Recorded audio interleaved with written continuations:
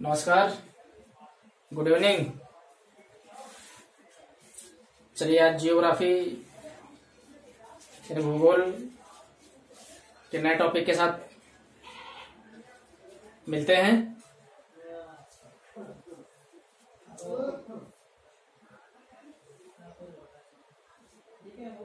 आज दोस्तों देखते हैं पृथ्वी और सूर्य का संबंध क्या है।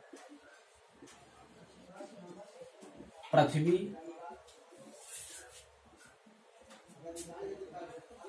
और सौरिक संबंध। सौरिक संबंध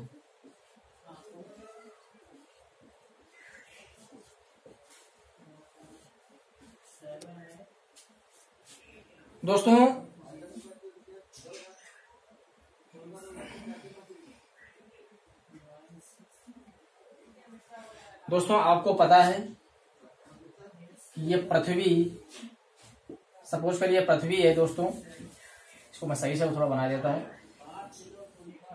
दोस्तों ये पृथ्वी है, तो पृथ्वी ये ईस्ट हो गया, ये वेस्ट हो गया, या नॉर्थ हो गया, साउथ हो गया। दोस्तों पृथ्वी, आपको पता है पृथ्वी की जो परिभ्रमण की दिशा है वो पश्चिम से पूर्व है, यानी ये ऐसे घूमती। दोस्तों ऐसे पश्चिम से पूर्व दोस्तों घूमती है, पश्चिम से पूर्व घूमती है। और किसके कभी कभी क्या करती है, सूर्य का चक्कर लगाती है पृथ्वी, क्योंकि सूर्य एक तारा है, पृथ्वी एक ग्रह है। तो दोस्तों एक दिन ऐसा भी स्थिति आती है जब सूर्य का चक्कर पृथ्वी लगाती है, तो एक दिन ऐसा भी आता होगा। दोस्तों एक फिगर अच्छे से बनाते हैं हम सूर्य का। पहले ये सन का फिगर हो गया, और दोस्तों ये पृथ्वी हो गया, अर्थ।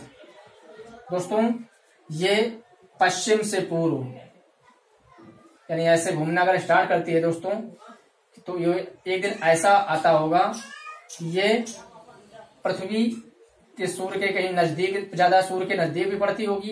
एक दिन ऐसी स्थिति आती होगी जब सूर्य से बहुत ज्यादा दूर पड़ती होगी दोस्तों। तो इसके बाद दोस्तों जब सूर्य और पृथ्वी के बीच की दूरी सबसे कम होती है, तो वो दोस्तों होती है 3 जनवरी को। 3 जनवरी को वह स्थिति रहती है जब सूर्य के सबसे नजदीक पृथ्वी पहुंचती है, सूर्य के सबसे नजदीक पहुंचती है। तो दोस्तों इस घटना को भौगोलिक तथ्यों के आधार पर उपसौर बोलते हैं। उपसौर। जब फिर से दोस्तों देखते हैं कि जब पृथ्वी सूर्य का चक्कर लगाती है, तो इनमें से एक दिन ऐसा भी आता होगा जब सूर्य के सर्वाधिक नजदीक रहती होगी पृथ्वी। और दोस्तों यह स्थिति आती है 3 जनवरी को, कि जो सबसे ज्यादा सूर्य के नजदीक रहती, उस स्थिति को, घटना को उपसौर बोलते हैं दोस्तों। इसके बाद दोस्तों एक दिन ऐसा भी आता होगा कि जब सूर्य के सर्वाधिक दूरी पर पृथ्वी रहती होगी। तो दोस्तों इस घटना, यह घटना होती है दोस्तों 4 जुलाई को। 4 जुलाई को, और इस घटना को बोलते हैं अपसौर। अपसौर यानी दोस्तों फिर देखते हैं, समझते हैं कि उपसौर अपसौर होता क्या है। कि उपसौर वह घटना होती है जिस दिन पृथ्वी सूर्य के सबसे नजदीक होती है। दोस्तों यह स्थिति 3 जनवरी को होती है प्रत्येक वर्ष। इस घटना को भूगोल में भौगोलिक तथ्यों के आधार पर उपसौर बोलते हैं। एक दिन ऐसा आता है कि जब पृथ्वी सूर्य के सर्वाधिक दूरी पर होती है दोस्तों, और यह स्थिति आती है 4 जुलाई को, और इस घटना को भौगोलिक तथ्यों में बोलते हैं अपसौर। अपसौर। दोस्तों आपको ये बात समझ में आ गई होगी, तो आपको ये दोनों पॉइंट याद रखने होंगे, उपसौर अपसौर। इसके बाद दोस्तों हमने उस दिन ग्लोब के एक वीडियो के माध्यम से ग्लोब मैप के बारे में बात की थी। ये दोस्तों आपका ग्लोब रहा। थोड़ा वीडियो में मैं ग्लोब को थोड़ा और अच्छे से बनाने का प्रयास करता हूँ दोस्तों। थोड़ा आर्ट मेरी कमजोर है, ये दोस्तों बना, ये 0 डिग्री देशांतर हुआ,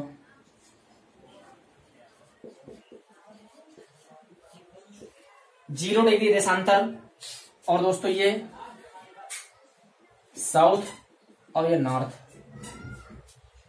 तो ये दोस्तों 23.5 डिग्री अक्षांश, ये अक्षांश रेखा है दोस्तों, 23.5 डिग्री पर होती है। दक्षिण में कर्क रेखा,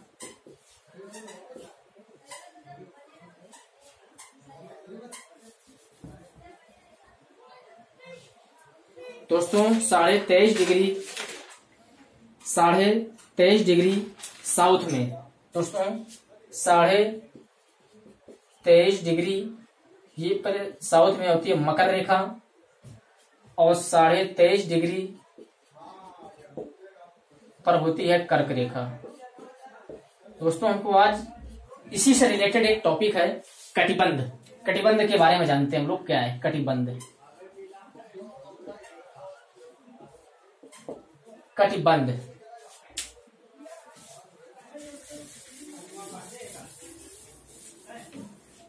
कटिबंध दोस्तों क्या होते हैं समझते हैं, और इनके टेम्परेचर के बारे में बात करेंगे भी हम।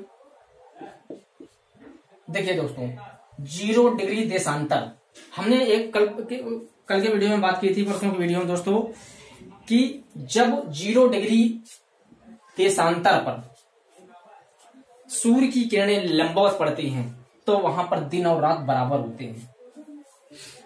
इस घटना को विषुव बोलते हैं दोस्तों। अब हम बात करने जा रहे हैं कटिबंध में। कटिबंध दोस्तों पहले समझना है कटिबंध होता क्या है। तो दोस्तों प्रत्येक गोलार्ध में, उत्तरी गोलार्ध की जब ऊपर की ओर बढ़ेंगे तब टेम्परेचर में अंतर पाया जाएगा। 0 डिग्री विषुवत रेखा से जब दोस्तों दक्षिण की ओर, दक्षिणी गोलार्ध में चलेंगे तो ताप में अंतर पाया जाएगा। तो दोस्तों ताप के आधार में या नहीं, दोनों प्रत्येक गोलार्धों को ताप के आधार पर बांटा गया है। इस प्रक्रिया को ही दोस्तों बोलते हैं कटिबंध। कटिबंध। अब दोस्तों कटिबंध के बारे में हम लोग जानते हैं। तो दोस्तों सबसे पहला कटिबंध हमारा उष्ण कटिबंध। उष्ण कटिबंध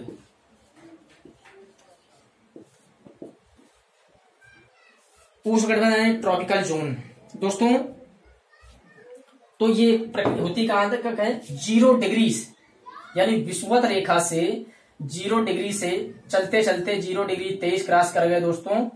क्रॉस करते करते हम 30 डिग्री अक्षांश में पहुंच गए, 30 डिग्री में। और ऐसे दोस्तों दक्षिण में भी आ गए, 30 तक आ गए, यानी 30 डिग्री दक्षिण में, वो दक्षिणी गोलार्ध में, 30 डिग्री नॉर्थ में, यानी ये साउथ हो गया और ये नॉर्थ हो गया। 30 डिग्री नॉर्थ में 0 यानी विषुवत रेखा से लेकर 30 डिग्री दक्षिणी गोलार्ध, 30 डिग्री उत्तरी गोलार्ध के बीच का जो भाग होता है उसे उष्ण कटिबंधीय भाग कहते हैं। उसे दोस्तों ये उष्ण कटिबंधीय भाग कहते हैं। ये दोस्तों उष्ण कटिबंधीय भाग है। ये सारा आपका जो देख रहे हैं ये सारा उष्ण कटिबंधीय भाग है।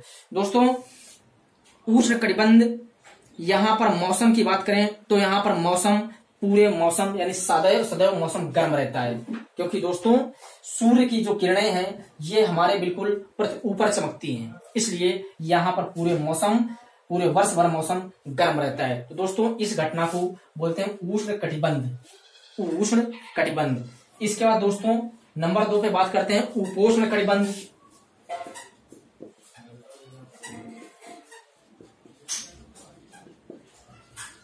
उपोष्ण कटिबंध। दोस्तों उपोष्ण कटिबंध के विषय में बात करेंगे तो अब ये 30 डिग्री से जब हम दक्षिण की ओर चलेंगे और साउथ दक्षिणी गोलार्ध में चलेंगे तो दोस्तों ये पहुंचेंगे यहाँ 45 डिग्री टेम्परेचर पे, और ऐसे चलेंगे यहाँ पर भी पहुंचेंगे 45 में। तो दोस्तों 30 डिग्री से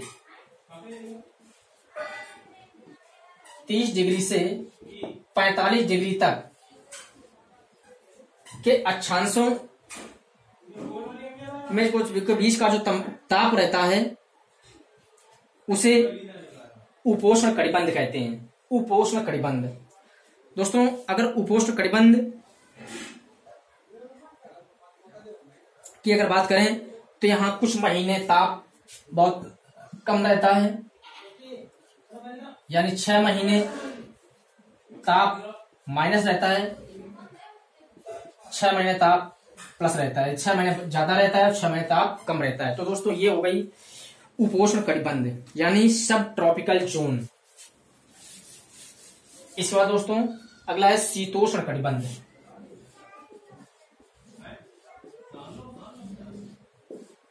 शीतोष्ण कटिबंध यानी टेम्परेट जोन। अब दोस्तों ये 45 डिग्री से लेकर चलेंगे 66 डिग्री तक, 66 डिग्री तक, यानी 45 अंश से लेकर 66 तक, अक्षांश तक दोस्तों के बीच के स्थान के भाग को शीतोष्ण कटिबंध कहते हैं। अगर दोस्तों शीतोष्ण कटिबंध की बात करें तो यहाँ पर सूर्य की किरणें तिरछी पड़ती हैं, यहाँ पर सूर्य की किरणें तिरछी पड़ती हैं, जिससे यहाँ का तापमान हमेशा कम रहता है, हमेशा कम रहता है, बिल्कुल कम नहीं दोस्तों, मतलब ताप कम रहता है। इन दोनों कटिबंधों की अपेक्षा यहाँ का मौसम यानी तापमान बहुत कम रहता है। इसके बाद दोस्तों चौथा है अगला ध्रुवीय कटिबंध। ध्रुवीय कटिबंध, ध्रुवीय कटिबंध की बात करें दोस्तों तो ये 66 डिग्री से लेकर यानी 90 डिग्री तक, और यहाँ दोस्तों ये भी 90 तक, यानी ध्रुवों की ओर जैसे पॉइंट पर पहुंच जाएंगे दोस्तों, जैसे जैसे हम लोग पॉइंट पर पहुंचते जाएंगे तो वैसे वैसे हमारा तापमान बढ़ता जाएगा, उस स्थान का तापमान बढ़ता जाएगा। ध्रुवीय कटिबंध के विषय में अगर बात देखें तो 66 डिग्री से लेकर 90 डिग्री तक दोस्तों, 90 डिग्री तक रहता है। इस स्थान को ध्रुवीय कटिबंध कहते हैं। यहाँ ताप अत्यंत कम रहता है, इसी कम के कारण यहाँ पर सदैव ध्रुवों में सदैव बर्फ जमी रहती है, सदैव दोस्तों बर्फ जमी रहती है, सदैव बर्फ जमी रहती है, क्योंकि यहाँ का तापमान हमेशा कम रहता है। तो दोस्तों ये रहे आपके कुछ भौगोलिक तथ्य और कटिबंध। दोस्तों वीडियो अच्छा लगे दोस्तों को शेयर करें, लाइक करें, चैनल को सब्सक्राइब करें। थैंक यू दोस्तों। और दोस्तों अगर कोई भी स्टूडेंट हमारे व्हाट्सएप ग्रुप के माध्यम से जुड़ना चाहता है तो कमेंट बॉक्स में अपना मोबाइल नंबर और डिस्ट्रिक्ट मेंशन कर दे। Thank you.